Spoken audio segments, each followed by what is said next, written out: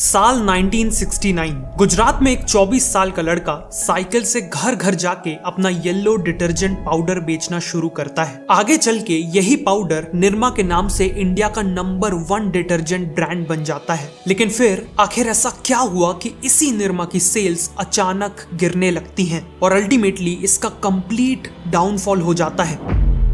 इन सब की शुरुआत हुई करीब 55 साल पहले। गुजरात में रहने वाले करसन भाई पटेल एक गवर्नमेंट डिपार्टमेंट में केमिस्ट की नौकरी करते थे, लेकिन उनकी सैलरी घर चलाने के लिए सफिशिएंट नहीं थी। इसीलिए उन्होंने साइड इनकम कमाने के लिए एक छोटा सा बिजनेस स्टार्ट करने का फैसला लिया। बीएससी की डिग्री और केमिस्ट की नौकरी होने के कारण उन्हें केमिकल्स की अच्छी समझ थी। इसीलिए उन्होंने अपने घर में ही सोडा ऐश और बाकी कुछ केमिकल्स के साथ एक्सपेरिमेंट करना चालू किया। कई बार फेल होने के बाद उन्होंने फाइनली एक अफोर्डेबल और इफेक्टिव डिटर्जेंट पाउडर बना लिया और अपनी इस इन्वेंशन का नाम अपनी 1 साल की बेटी निरुपमा के नाम पर निरमा रख दिया।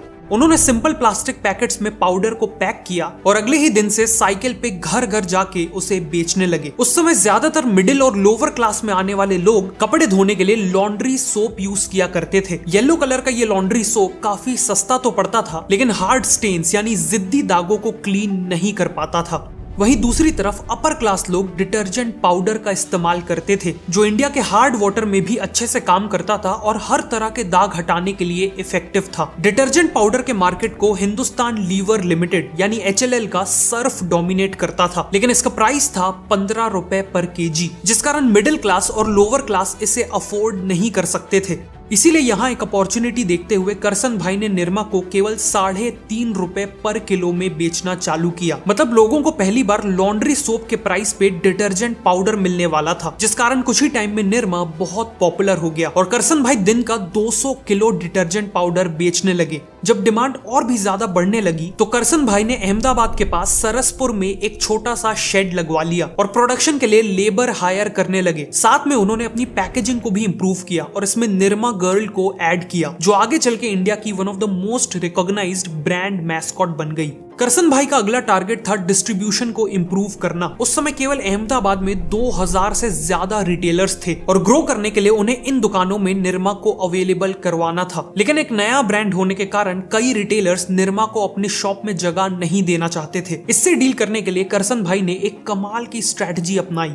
उन्होंने कुछ फीमेल्स को हायर किया और उन्हें एक एक करके रिटेलर्स के यहाँ जाके निरमा खरीदने को कहा। इससे रिटेलर्स को लगने लगा कि निरमा वॉशिंग पाउडर की डिमांड बहुत अच्छी है और डिमांड न पूरी करने के कारण उन्हें लॉस हो रहा है। इसीलिए उन्होंने खुद ही करसन भाई को कांटेक्ट करके निरमा को अपनी शॉप में रखना चालू कर दिया। देखते ही देखते निरमा अहमदाबाद और आसपास के सभी गांव में नंबर 1 डिटर्जेंट पाउडर बन गया और अब टाइम आ चुका था पूरे गुजरात में एक्सपैंड करने का। करसन भाई को पता था कि अगर उन्हें गुजरात में और इवन पूरे इंडिया में सर्फ जैसे ब्रांड्स को बीट करना है तो उनका केवल एक मेन एडवांटेज था, निरमा का सस्ता प्राइस, और वो अपने प्राइस को किसी भी हाल में बढ़ने नहीं देना चाहते थे। इसीलिए उन्होंने एक्सपेंशन के दौरान भी निरमा के फॉर्मूला को शुरुआत की ही तरह सिंपल रखा। निरमा में 65% तो केवल सोडा ऐश रहता था, जो गुजरात में लोकली सस्ते में मिल जाता था। सर्फ के मुकाबले इसमें केवल आधा एक्टिव डिटर्जेंट होता था और फाइनली ना कोई व्हाइटनर होता था और ना ही कोई परफ्यूम्स। इसके अलावा प्रोडक्शन बढ़ाने के लिए करसन भाई ने शुरुआत में बड़ी बड़ी फैक्ट्रीज नहीं डाली, बल्कि अलग अलग गांव में शेड्स लगवाने लगे। जहां सर्फ की मैन्युफैक्चरिंग में महंगी मशीनें और इलेक्ट्रिसिटी का यूज होता था, वहीं निरमा का प्रोडक्शन पूरी तरह मैनुअल लेबर्स करते थे, जो काफी कॉस्ट इफेक्टिव था। और गवर्नमेंट की स्कीम के चलते बिना इलेक्ट्रिसिटी के ऑपरेट करने के कारण उन्हें 15% का एक्साइज ड्यूटी पे रिबेट भी मिलती थी।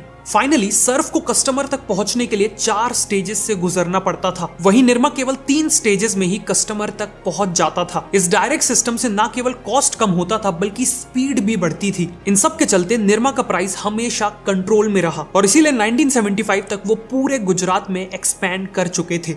निरमा की सक्सेस के पीछे परफेक्ट प्राइसिंग, मार्केट अंडरस्टैंडिंग और डिस्ट्रीब्यूशन इनोवेशन का बहुत इंपॉर्टेंट रोल था। इन सभी बिजनेस एस्पेक्ट्स को डीपली समझना ही आज की मॉडर्न MBA एजुकेशन का कोर है। गुजरात के बाद अब करसन भाई पूरे इंडिया में एक्सपैंड करना चाहते थे और वो भी बहुत तेजी से। इसीलिए उन्होंने अपना सबसे पहला एड कैंपेन लॉन्च करने का फैसला किया। 1975 में ऑल इंडिया रेडियो में पहली बार प्ले हुआ निरमा का जिंगल सबकी पसंद निरमा। निरमा को पता था कि इंडियंस ज्यादा फोम यानी ज्यादा झाग प्रोड्यूस करने वाले डिटर्जेंट को ही बेटर मानते हैं, इसीलिए इस एड में थोड़ा सा पाउडर और झाग ढेर सारा इस लाइन को ऐड किया गया। साथ में कम कीमत में अधिक सफेदी, इस प्रॉमिस ने भी कंज्यूमर्स को अट्रैक्ट किया। फाइनली इस जिंगल की लिरिक्स और ट्यून काफी मेमोरेबल थी, जिस कारण बहुत जल्द निरमा के ब्रांड ने कंज्यूमर्स के माइंड शेयर को कैप्चर कर लिया। 1982 में निरमा ने इसी जिंगल के साथ अपना पहला टीवी एड भी लॉन्च किया, जिसमें उन्होंने अपनी आइकॉनिक डांसिंग गर्ल मैस्कॉट को फीचर किया। रेडियो एड की तरह ये एड भी काफी सक्सेसफुल रहा।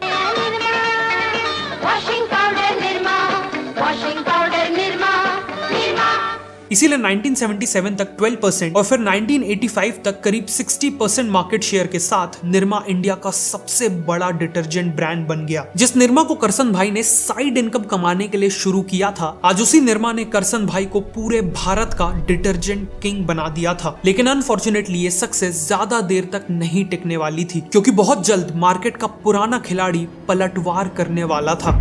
शुरुआत में तो निरमा ने केवल मिडिल और लोअर इनकम सेगमेंट्स को कैप्चर किया था, लेकिन इवेंचुअली कई अपर क्लास कस्टमर्स भी निरमा में शिफ्ट होने लगे थे, क्योंकि उन्हें ये क्लैरिटी ही नहीं थी कि सर्फ की क्वालिटी किन मायनों में निरमा से बेटर है। ऊपर से 1986 में निरमा ने एक डिटर्जेंट बार लॉन्च करके HLL के रिन बार को डायरेक्ट चैलेंज कर दिया, जिससे रिन के भी कई कस्टमर्स निरमा बार में शिफ्ट होने लगे। लेकिन अब HLL को समझ आ चुका था कि निरमा उनके पूरे ही बिजनेस के लिए एक बहुत बड़ा खतरा बन चुका है। इसीलिए हिंदुस्तान लिवर लिमिटेड ने इंटरनली एक सीक्रेट मिशन लॉन्च किया, जिसका कोड नेम था स्टिंग, यानी स्ट्रैटेजी टू इनहिबिट निरमा's ग्रोथ। इस मिशन के तहत निरमा की पूरी बिजनेस स्ट्रैटेजी को डीपली स्टडी किया गया और फिर HLL की काउंटर स्ट्रैटेजी डेवलप की गई। कई हफ्तों बाद ये कंक्लूजन निकला कि निरमा से compete करने के लिए HLL को भी अपना डिटर्जेंट पाउडर लो कॉस्ट में ही बेचना पड़ेगा। लेकिन अगर वो सर्फ को निरमा की प्राइस पे बेचते तो उन्हें प्रॉफिट्स की जगह लॉस हो जाता, साथ में सालों से बनाई हुई सर्फ की प्रीमियम ब्रांड इमेज भी डिस्ट्रॉय हो जाती।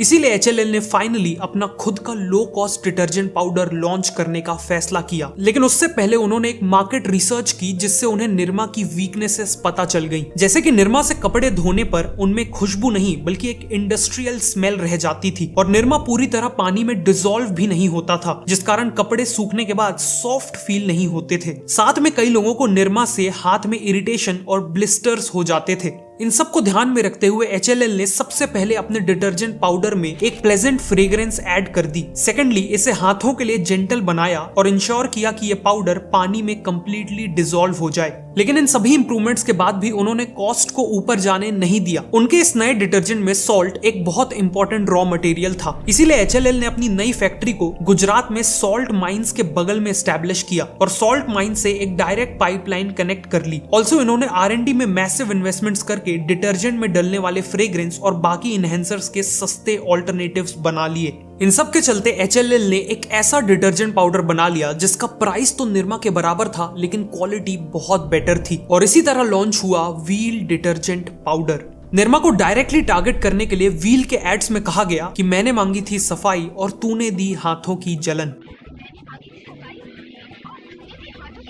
ये मैसेज निरमा के कस्टमर्स को काफी रिलेटेबल लगा और वो व्हील पे तेजी से शिफ्ट होने लगे। एज अ रिजल्ट 1990 तक व्हील निरमा के बाद इंडिया का सेकंड बिगेस्ट डिटर्जेंट ब्रांड बन गया था। साथ में HLL ने निरमा को टारगेट करते हुए सर्फ के भी नए एड कैंपेन्स लॉन्च किए, जिसमें उन्होंने ललिता जी नाम की एक समझदार हाउसवाइफ के कैरेक्टर को दिखाया, जिनका कहना था कि सस्ती चीज खरीदने में और अच्छी चीज खरीदने में फर्क होता है। एड में निरमा को रिप्रेजेंट करने वाले येलो पाउडर और सर्फ के ब्लू पाउडर का कंपैरिजन भी दिखा के ये कहा गया, आधा किलो सर्फ पूरे 1 किलो सस्ते पाउडर के बराबर होता है। HLL की ये सभी स्ट्रेटजीज काफी इफेक्टिव साबित हुई, जिस कारण HLL का मार्केट शेयर 11% से बढ़कर 24% हो गया और निरमा का मार्केट शेयर 60% से गिर के 50% पे आ गया। लेकिन निरमा के बुरे दिनों की ये तो केवल शुरुआत थी, क्योंकि इसी दौरान यूपी की गलियों से एक ऐसा कॉम्पिटिटर निकल के आ रहा था जो निरमा को पूरी तरह से खत्म कर देने वाला था, और वो कॉम्पिटिटर था घड़ी डिटर्जेंट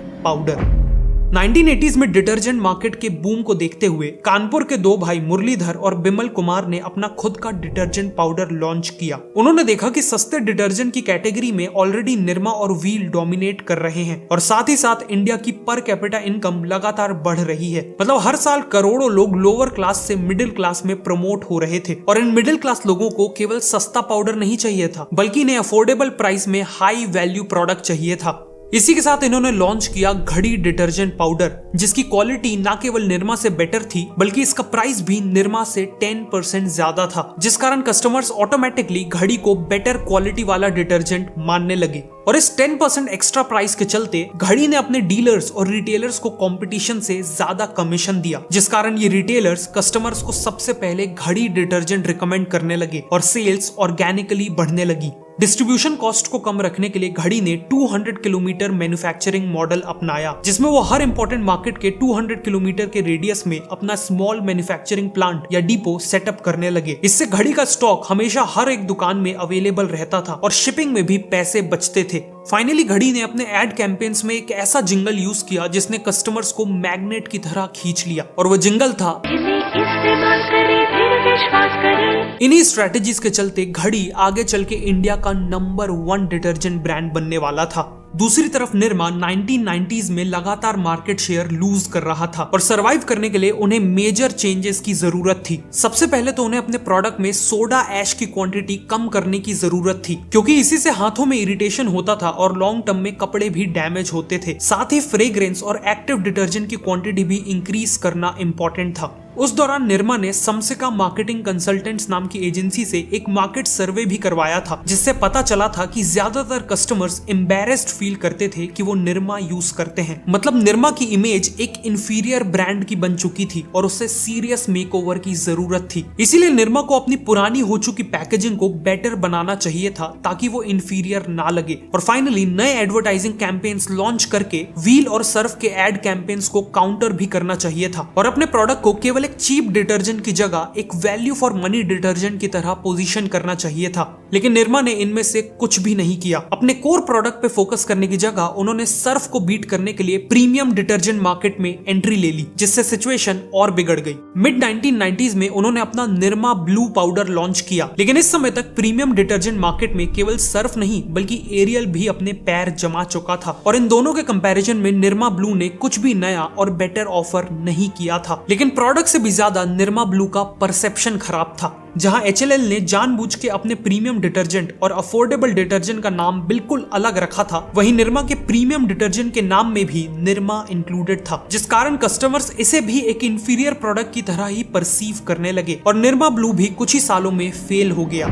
सिमिलरली निरमा ने और भी प्रोडक्ट्स लॉन्च किए, जैसे Nirma bathing soap, Nirma hair oil, Nirma shampoo और निरमा टूथपेस्ट। उन्हें लगा कि इन सभी प्रोडक्ट्स को निरमा की पॉपुलर ब्रांडिंग का फायदा मिलेगा, लेकिन हुआ इसका बिल्कुल उल्टा। पहले तो जो लोग निरमा के ब्रांड को पसंद करते भी थे वो उसे केवल डिटर्जेंट प्रोडक्ट से ही रिलेट कर पाते थे, इसीलिए निरमा का साबुन, तेल और शैम्पू उन्हें अट्रैक्टिव नहीं लगता था। और दूसरा, निरमा के एक इंफीरियर ब्रांड के परसेप्शन के कारण भी किसी ने उनके ये दूसरे प्रोडक्ट्स नहीं खरीदे। 2017 आते आते निरमा का मार्केट शेयर केवल 4% पे रह गया। ब्रांड को रिवाइव करने के लिए इन्होंने निरमा एडवांस लॉन्च किया और ऋतिक रोशन से इसका एड भी करवाया, जिसकी मैसेजिंग थी नए जमाने के जिद्दी दागों के लिए निरमा एडवांस। लेकिन कंज्यूमर्स ने डिटर्जेंट के एड में ऋतिक रोशन से कनेक्ट ही नहीं किया और नए जमाने के जिद्दी दागों से निरमा क्या कहना चाहता था ये भी क्लियर नहीं था। फॉर्चुनेटली निरमा ने टाइम रहते सोडा ऐश मैन्युफैक्चरिंग, सीमेंट और एजुकेशन जैसे सेक्टर्स में डाइवर्सिफाई कर लिया था, जिससे एज अ कंपनी वो आज भी काफी पैसे कमाते हैं। लेकिन वो डिटर्जेंट बिजनेस जिससे इन सब की शुरुआत हुई वो आज काफी हद तक डिक्लाइन हो चुका है। निरमा की कहानी ये प्रूव करती है कि किसी भी फील्ड में नंबर 1 बनना और नंबर 1 बने रहना दो अलग अलग चीजें हैं, और चाहे आप कितने भी बड़े बन जाओ, if you are not changing you are losing.